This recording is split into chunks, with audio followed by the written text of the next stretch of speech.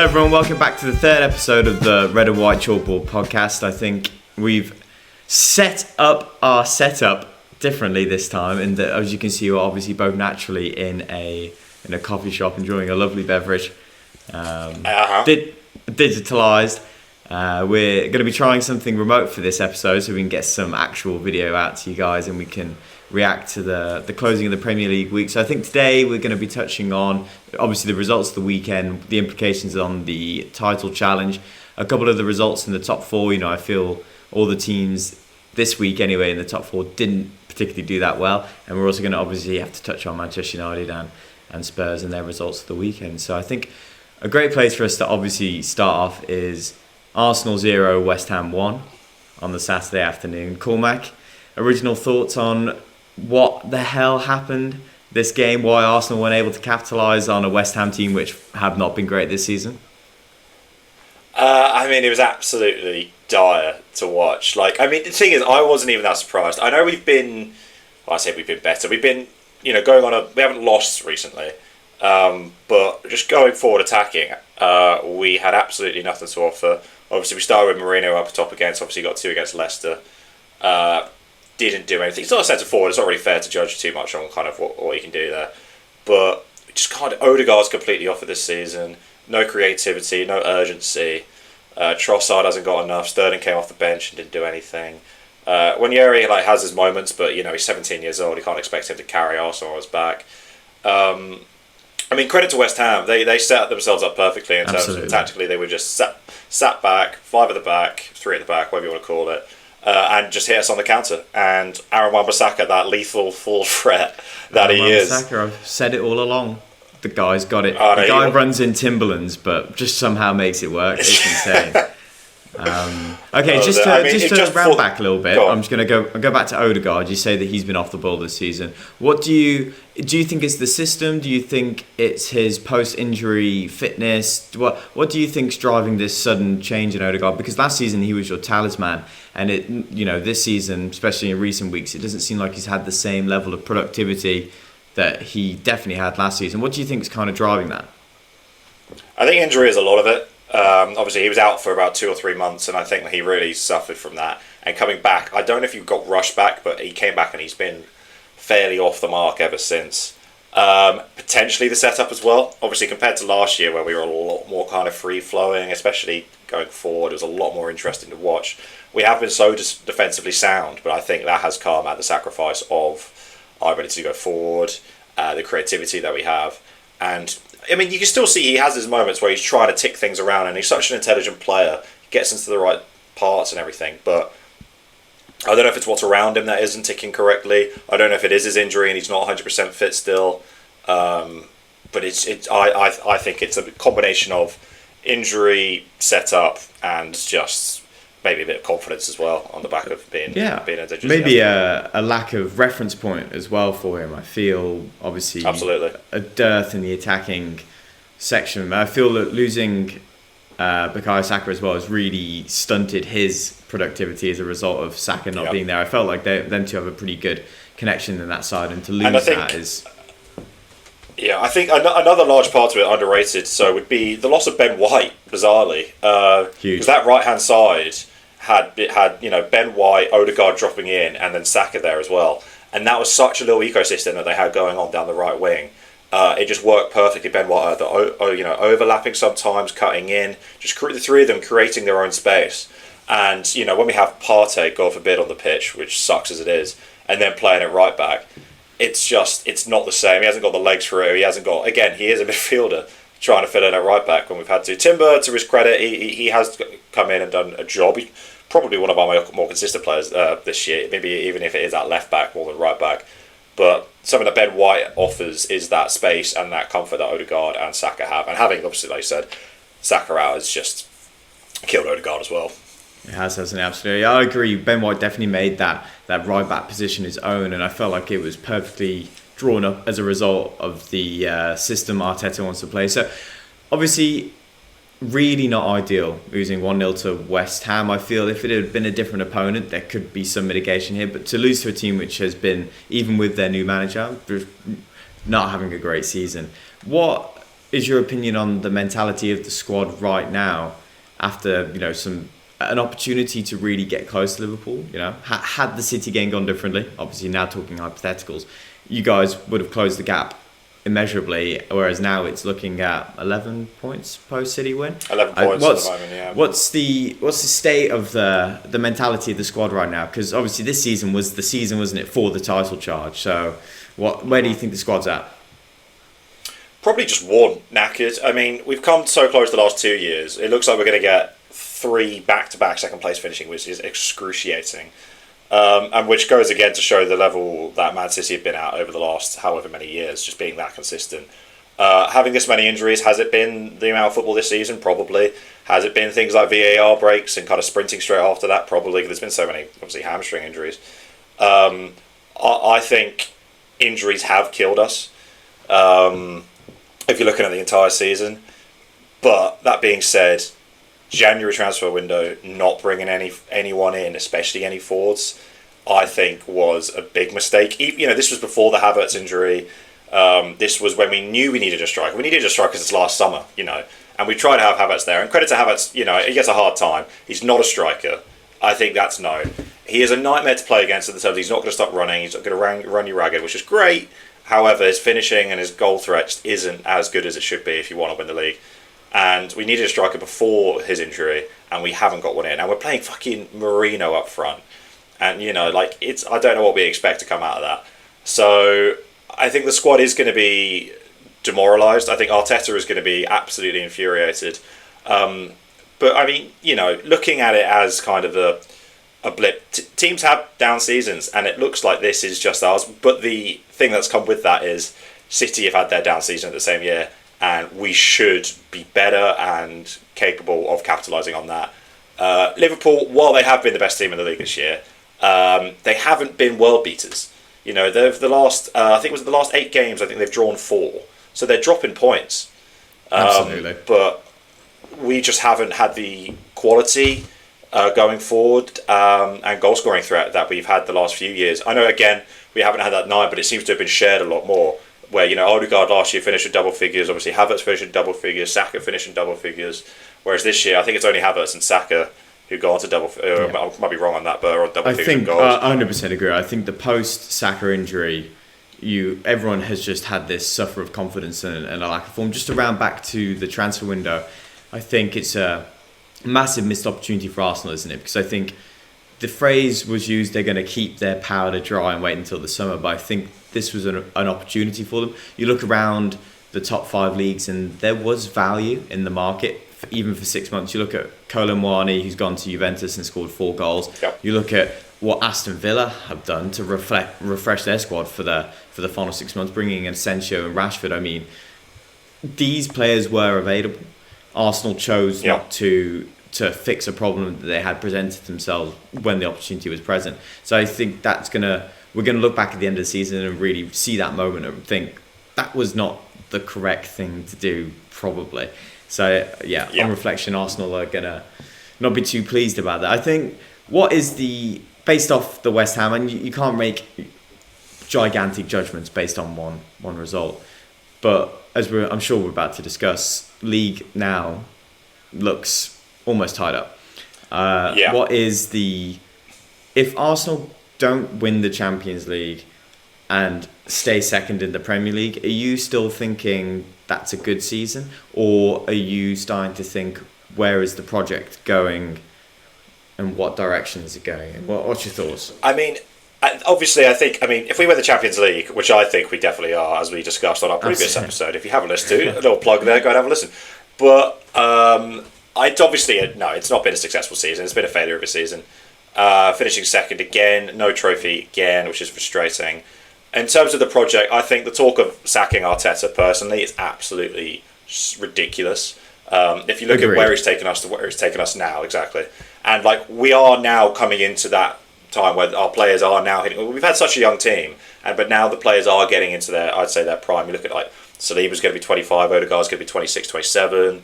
It's kind of the player. Saka's going to be 23, 24. It's going to be at that time now where we can really go for it. And I do think we are probably only 1 or 2 signings off still having that pushing again for a title and trophies next season. But going next season, if to be honest, the way you can talk, and you can probably tell, I'm already writing the season off because it would take an absolute colossal crash from Liverpool. You're talking to a Man U fan, mate. Don't worry about that. We're masters. We're masters at it now. Yeah, exactly. The season's already done, and you're in December. But yeah, I think 1 or 2 signings off going in. But it's simple as we need a trophy. Arteta needs a trophy, and that's got to be the focus going into next year. It's going to be going for the title. Liverpool are going to be probably just as good, depending on obviously looking at their contract situation. But then you've got City. I don't doubt will be back. Chelsea, maybe. On that note, I think now's a great time to we'll round up on Arsenal and that. So naturally, Champions League or bust, devastating defeat. It wasn't what stinks. Many people. Yeah, stinks. No one expected it, and I think that's completely removed all bite out of the title fight. And on that note, let's now talk Manchester City 0 to Liverpool. I mean, what a shame because this fixture is so fantastic. For the past few years, it's been something which represented the best of the Premier League. And watching the game on Sunday, this game never got out of third gear because Liverpool just had total control. Liverpool absolutely all over City. City offered nothing. I think, again, reiterating, when you take Haaland out of that team and the state of the rest of the players right now, the levels that they're playing at, they don't really look like much at all, which is never a good sight if you lose one player and all of a sudden you look completely incompetent. I think Liverpool were just defending well. They look like they love defending their box. They're breaking up the pitch with speed. They look like they could score at any given opportunity they're creating. I think it was just such parity between the two sides on Sunday. And Liverpool, as a result of that, if they're doing that and they're playing that type of way against a team so experienced, who else is really going to stop them at this point with the lead they've got? Yeah, I agree. And like I said, Liverpool's just so in control. Like, it felt like they scored just when they felt it was time to score. And, if City did get another one back, you wouldn't have doubted Liverpool to go another one maybe again. Just touching on City briefly, I didn't think they were horrible. I didn't think they were poor. I thought they were completely outclassed there by Liverpool.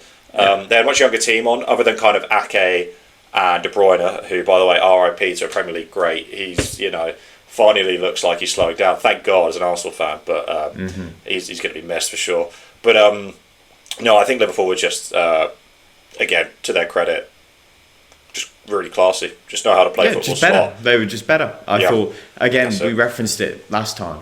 That City back 4, back 5, back 6, including Nico Gonzalez, just now has this dearth of experience. They've lost Walker, which I get. I just don't think people really truly recognise how important he has been for City over the last few years. He's saved it. Obviously, I know he wasn't the player he had been this season, but he still had that experience. And now they don't have it, and they've replaced it with a 20-year-old from the French league, who's just been maybe a year and a half in senior football from Uzbekistan. It's so far removed from what they have had the past few years, and that lack of experience is going to cause them a whole lot of pain. I think a lot more pain before it's going to get any better anytime, because naturally they're going to get to the summer and obviously spend more money, but these players that they're going to be buying aren't going to be dripping in experience. Essentially, they're going to be younger players who are there to refresh the system, but that takes time for them to understand what's been happening at City the last few years, understand the system, understand the success and the pressure that comes with it. So I think we're going to keep seeing these type of performances from City where they just look a bit numb almost, they're just a bit lifeless, and for their sake they need Haaland back immediately. Until he's back, it's just going to be painful. Even with him back though, I don't think that really. I mean, he's been playing pretty much all season. He is a vocal point for them, and that does, that helps. But I don't, it goes to say, people I think give Haaland a hard time because he came into the league, scored 30, however many goals, 36 goals, and then everyone got bored. It felt like, and then the year after it was like, oh, he's not a good football player. All he can do is score, which is ridiculous. But he does go through games of having less than 10 touches of the ball. That doesn't mean he's not going to score a goal, but that is why he's there. What City need is that team around him in order to allow him to score, which they have had last year and the year before. Mamouche looks like a player. I think he's going to be just a good. He looks like a serious guy. Coming in for that, that kind of De Bruyne slot, maybe kind of off the striker. Well, yeah, I think well, Savinho as well has established a good connection with Haaland. I think Savinho needs a Haaland type in the box because he will create chances. And at the minute, I looked, watching at the weekend, I thought Doku and Savinho are obviously very good players. Yeah, interesting, isn't it? They're kind of like an old school wingers again. Kind of having, left foot on the left, right foot on the right, which is anti-Pep ball. He's gone back the other way now. Everyone's going to be copying it again. That's it. But now there's no centre man for them to finish off any of the chances that these wingers are creating. So, I thought City, rubbish. Brilliant. Yeah. I mean, I'm not gonna sit here and complain about it because... No. But it does mean Liverpool are good, so you can't... It does mean Liverpool are good. That is so true. That's so true. So, Liverpool were good. Salah, so good. Yeah. Quickly, just finishing on City, then, before we just probably touch on Salah with the season he's having.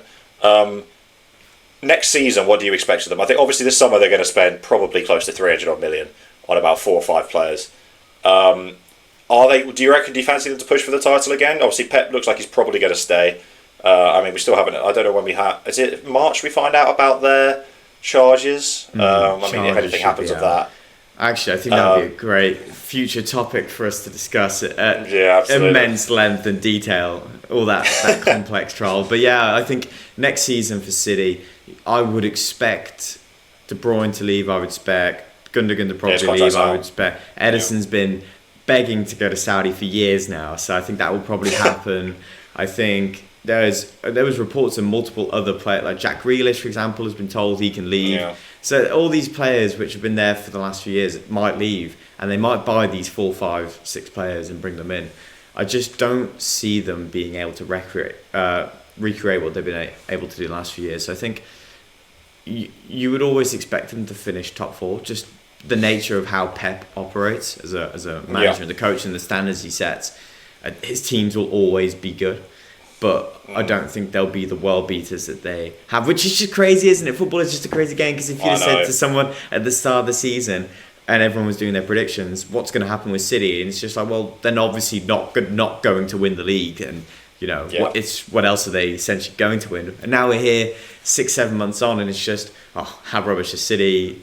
It's over for absolutely ridiculous, isn't it? Yeah, it's crazy. I mean, you can never rule Pep out, can you? But let's go on to Salah then.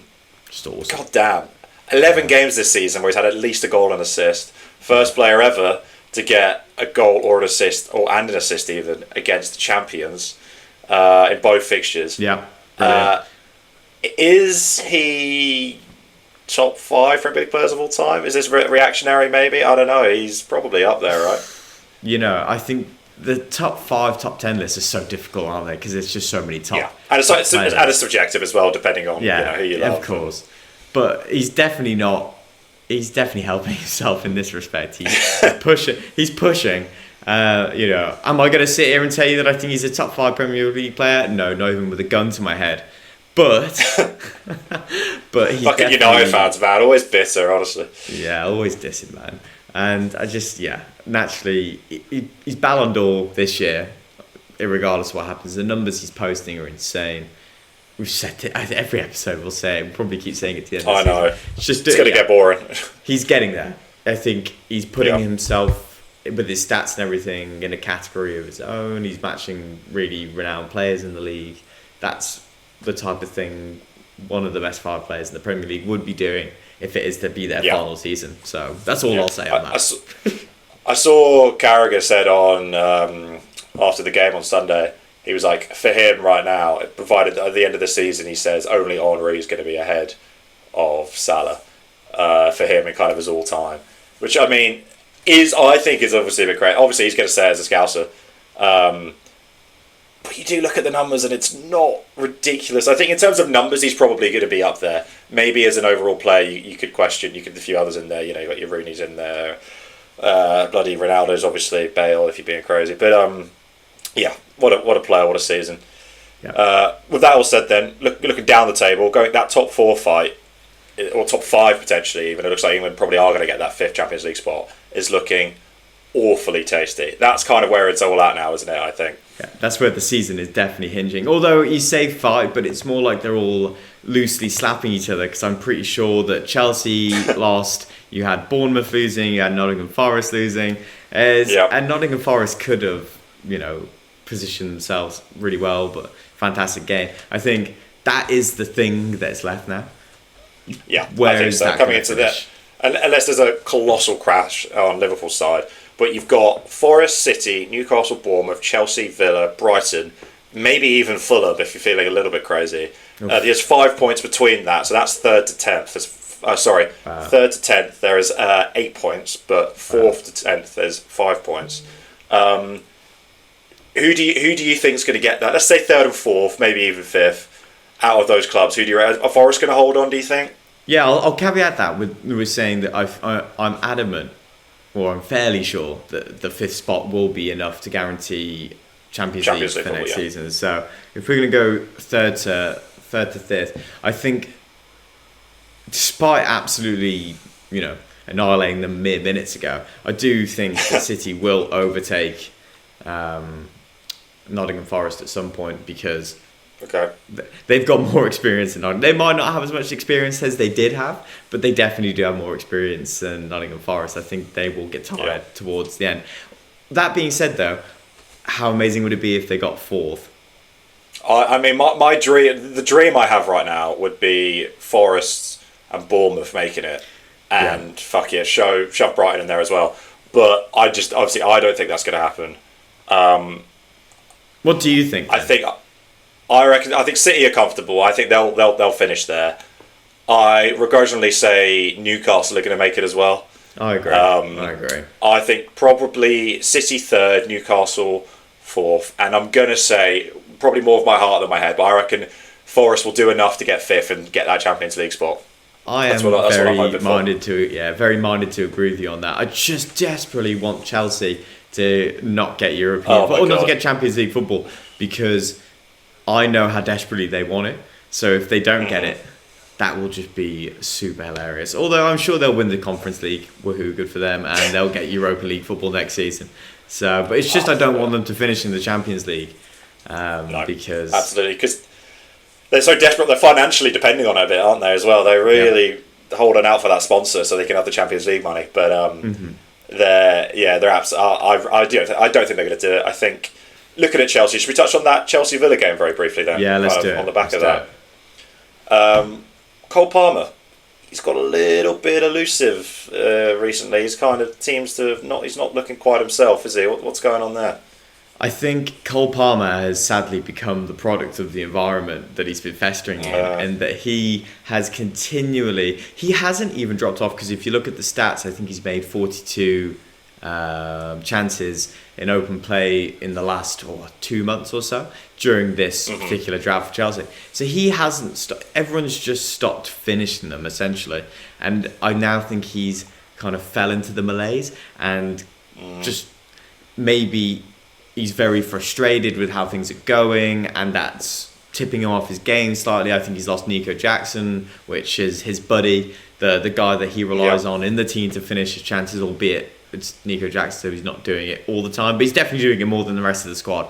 I think he is just becoming a product of the system as well. A really interesting point on Chelsea is that at the start of the season, they were playing fast, direct, free-flowing attack, went for it, many chances created in a game, really going for goals.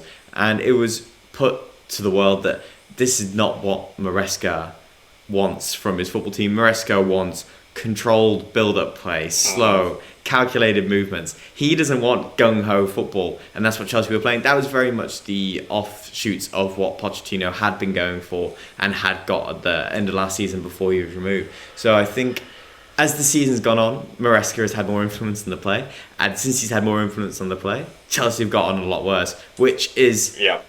if I was a Chelsea fan, I'd be concerned by that. And I think hearing that last season when he was at Leicester, they also saw a similar thing transpiring, that they started off very well and then tailed off in the second half of the season, maybe as Maresca was implementing his ideas perhaps on the Leicester players more. So I think Cole Palmer has just become a product of a controlled, boring environment.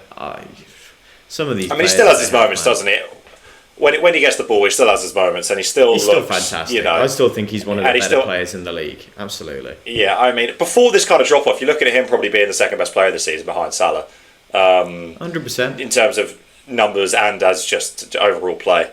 I think interesting what you said there about Leicester, because I remember when he came in, seeing some Leicester fans talking about Maresca and kind of what he was like as a manager. And the key thing I remember them saying is his inability to adapt when getting found out. And that seems to be a little bit of what's happening here. Maybe, like you said as well, the influence over the players. But like, it's very interesting that that's happened. But he is also around the same time as it did. He is tinkering now. I think that's something that they're a bit appreciative of, because he did play Reece James in midfield. True. Against Villa. So he's obviously not wedded to it. But I don't know whether this is just me, in my opinion, but playing Reece James in central midfield. That's what we're here for, Taylor. Our opinions. Yeah, no facts, are just opinions, man. It's more of a desperation pull rather than like an esteemed tactical like masterclass. That screams more desperation to me rather than he's really thought that through. For all the years I always heard people scream about how you should play Victor Lindelof at CDM rather than centre back, and it just doesn't work like that. Football doesn't work like that. Trent at right back is a whole other thing, isn't it? Exactly. Right back, sorry, in midfield even. Yeah, in midfield, and it's always the idea seems better than the plan.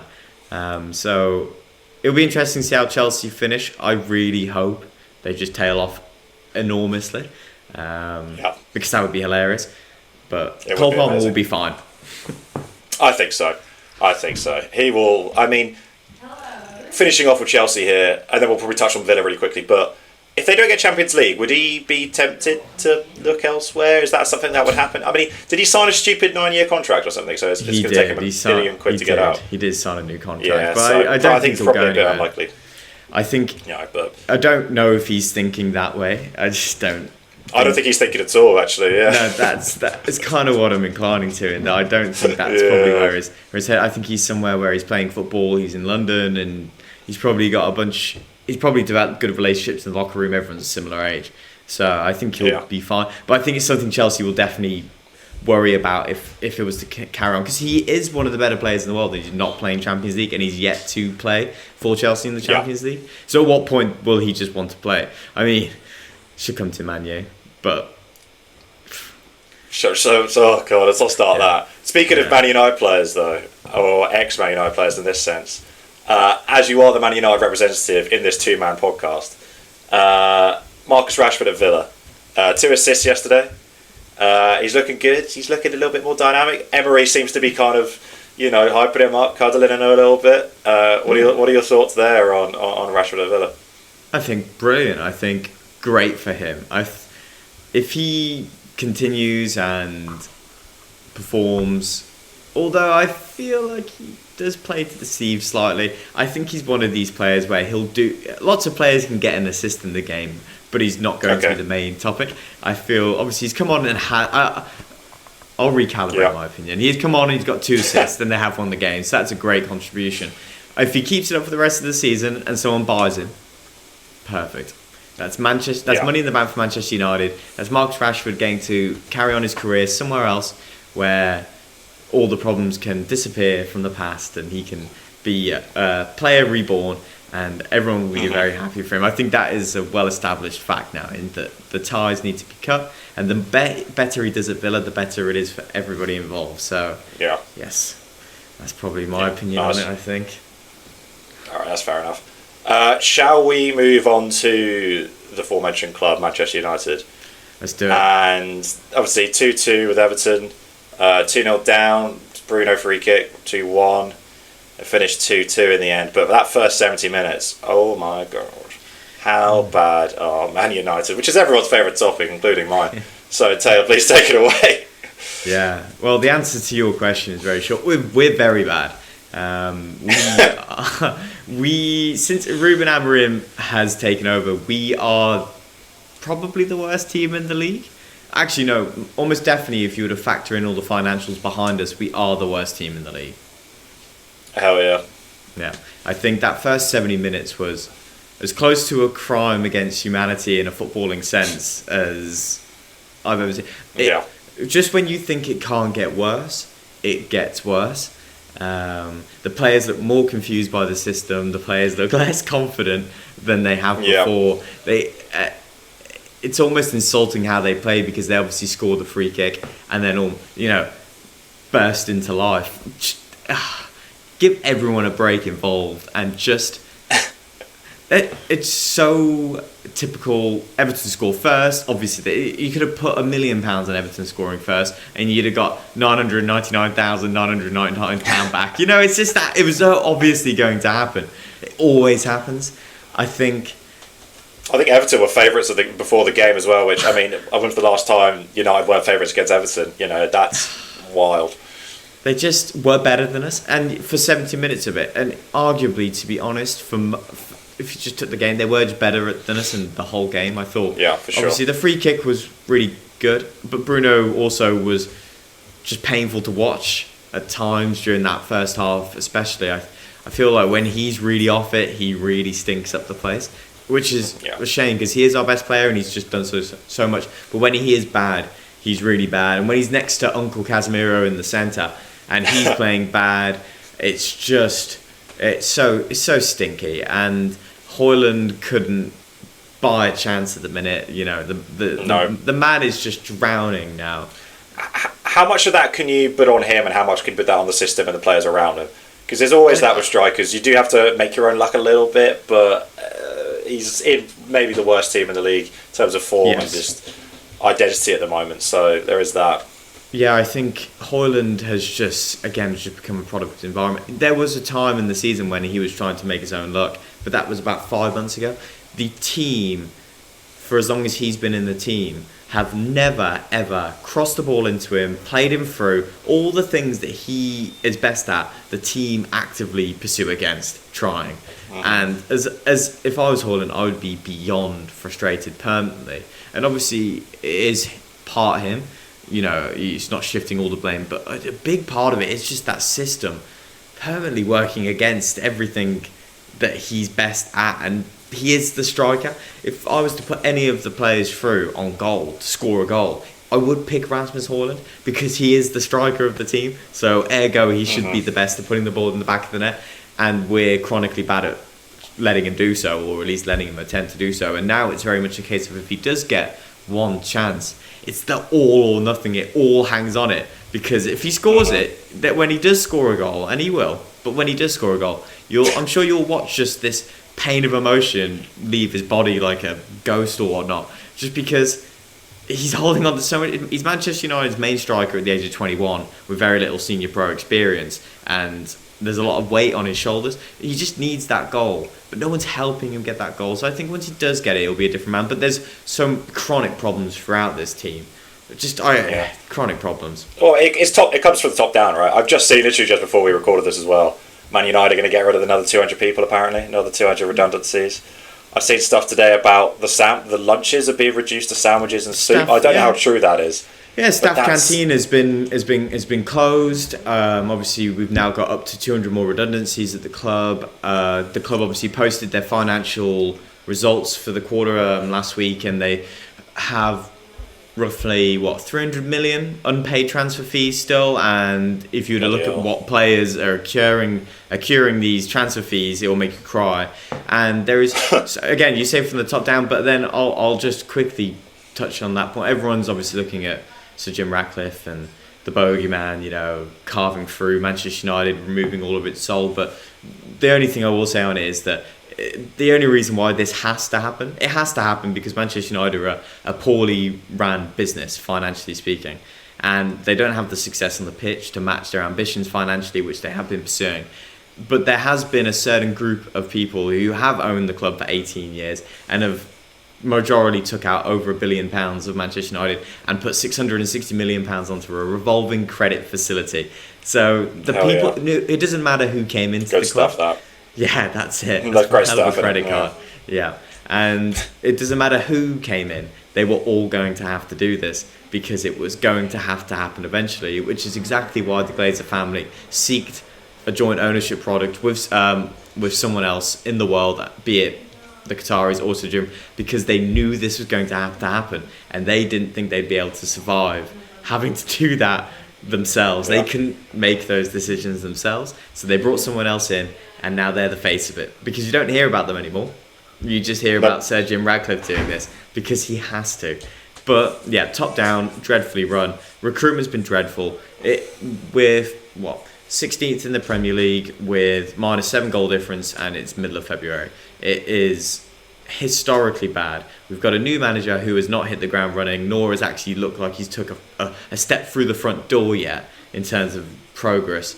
I think the squad look really old in some places and then extremely young in others, and don't have that sweet spot in between of just players who are the correct age and are the best in their positions.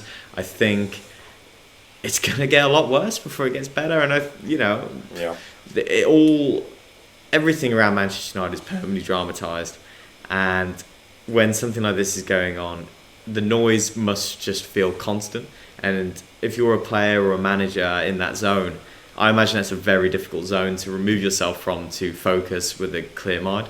So I can imagine it will get a lot worse before it gets a lot better. I think the summer break post-season, no tournaments for us at all, no internationals, no Club World Cup. Just get everyone away. Go on a 6-week holiday. Forget about everything. Don't even look at the football, and come back and with a deep breath. Although I will just caveat that with, I was listening the other day, Bruno Fernandes, if he turned around in the summer and said he wanted to leave, I'd get it. And if he wanted to, I'd be alright about it, because he's in the prime years of his career, and he's spent so many of the prime years of his career at United, and we've just given him nothing. Yeah. All right, tying that off then. So first of all, Taylor defends billionaires. Just let that be known. Put that out to the internet. He loves billionaires. They should get more money. And then Ruben Amorim. This is maybe a more basic question. Do you keep him if it's this bad until the end of the season? Does he stay on? Yeah, I don't think anyone has. Man U fans don't like dismissing a manager. Everyone wants to back the manager. It's just how we are. So I think getting rid of the manager, against the backdrop of knowing how much it's going to cost to get rid of him, against the backdrop of knowing it's the chief executive's first big decision, against the backdrop of knowing that there's more redundancies. Yeah. No. You can't. Yeah, I agree. I think that's completely fair enough. All right, then. I mean, again, we'll briefly touch on just the relegation. I think that's more or less finished in the sense those bottom three, the three that came up, are definitely going down. Ipswich, Leicester and Southampton. There's now a 5-point gap between Ipswich and Wolves, so Wolves are 17th, Ipswich are 18th. The three of them absolutely reek. Wolves have been bad, but they've got some quality, like Cunha, which is going to keep them up, I think. But yeah, I mean, those three teams, it just shows a gap again between the Championship and the Premier League and how much worse it's getting, basically. But I just thought we'd address that and basically say it's pretty much done. All I'm hearing from that, I was going to say, all I'm hearing from that is Liam Delap for 40 million, which, go on. Yeah, well, he's getting a move somewhere, isn't he? He's getting a move somewhere. I saw Lineker actually to say about Arsenal having him, which isn't, I mean, I see the vision. I said this the other day, I think, about not wanting him. I think just based on the fact that now we are maybe into our prime, maybe a more experienced, striker. Not to say Liam Delap's locked in, but I need someone who's more locked in Premier League wise already and has those games where I think he's still a little bit raw and a little bit young. But maybe I'm being a little bit cynical there. It's be interesting though. But exactly. On that note, Taylor, anything else you want to touch on? Nothing really. We got some midweek games which I'd completely forgotten about. Absolutely. Up, so. I mean, most importantly, next Sunday, 4:30, it's the red and white chalkboard derby. Can you believe it? Chalkboard derby, man. Sunday fun day. Because I'll be back as well from Sociedad on the Saturday evening. Okay, perfect. We'll watch it then. We'll watch it together. We'll get an immediate response on the podcast. It'll be right after. Don't you worry, folks. We'll be all over that. But yeah, midweek's games as well. So we'll have two game weeks to kind of fly through. Arsenal got Forest on Wednesday night, I believe, which will actually be quite an interesting game. Yeah. But yeah, we'll cover everything again next week. Sorry, this is going to be on Monday night or Tuesday morning. We want to do them mostly Monday mornings, but we had just big social lives and we're really cool and people want to spend time with us. Unfortunately, that is true. That is true. It's hard work. Nothing else from me, Taylor? Anything else to say? Nothing else from me. Yeah, just thank you guys for listening. Please share, please like, please, comment below anything you'd like us to talk about. We've got so much time to talk about it, so please just let us know. And yeah, more episodes to come. So thank you very much for watching the first watchable episode of the Red and White Chalkboard podcast. Hopefully. Oh yeah, fingers crossed. This is where my foreshadowing is going to come back and haunt me. Yeah, I know. Yeah. Cormac's amateur editing skills are really getting pushed to the limit here, so you're going to have to bear with me, unfortunately, but I hope so. But thank you very much for listening, guys, and I'll give you the blessing of listening to the best intro and outro music in the world ever.